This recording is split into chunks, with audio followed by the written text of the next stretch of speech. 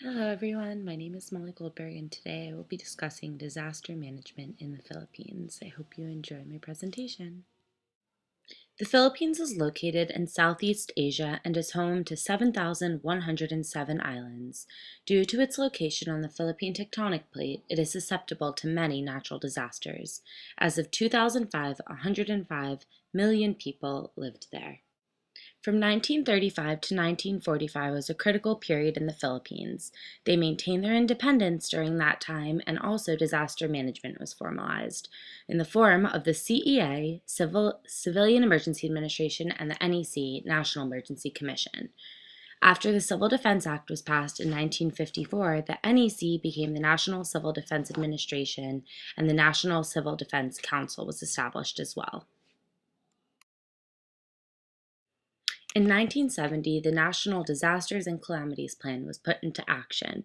Under it, created the National Disaster Coordinating Council, which is the current organization for disaster management in the Philippines.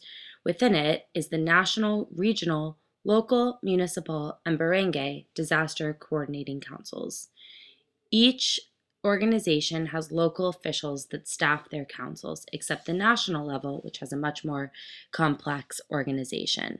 The LDCCs have their own emergency operations center that's always fully staffed and very indicative of how important local responsibility is in the Philippines.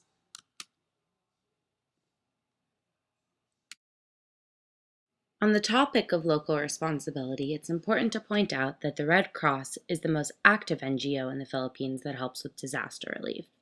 Additionally, there's been a very big shift from the role of civil society organizations as being principal service providers of local initiatives, which predominated during the 90s, to a less autonomous role for civil society organizations that work in partnership with the government. That being said, the community-based approach builds on existing local knowledge and experiences, as well as the resources within the local communities. In areas like the Philippines, communities have an administrative identity and formal leadership structure comprised of elected officials. Community identity is reinforced at the smallest level of organization by social events, as well as regular public meetings. Strong local social institutions are embedded in the historical norms and values, as well as in the more recent evolution of a decentralized government in the Philippines. This provides a firm foundation for the community-based approach and allows for a more bottom-up approach to disaster management. The implementation pattern in the Philippines is both top-down and bottom-up. It's top-down in the sense that the NDCC creates the policies, and historically, most resources during disasters have come from outside organizations like NGOs. In the bottom-up, smaller local councils are responsible for the implementation of the NDCC's policies and training the personnel, as well as providing them with the resources. Response and recovery is usually set by the national government due to lack of local funding, and the community-based approach allows for participant empowerment and works as a mechanism for enforcing the transition of ideas and actions from the bottom up. The types of disasters in the Philippines vary, but environmentally, the Philippines are likely to experience an increase in the frequency and severity of typhoons and flash flooding incidents. Seasonal typhoons create landslides, and earthquakes are also prevalent. As I said before, this is partially due to the location of the Philippines being on the tectonic plate. This summer alone, the Philippines has been home to a multitude of natural disasters. As of July 1st, Tropical Storm Rumbia left at least 4 children dead. On June 29th, Tropical Storm Goryeo destroyed dozens of homes.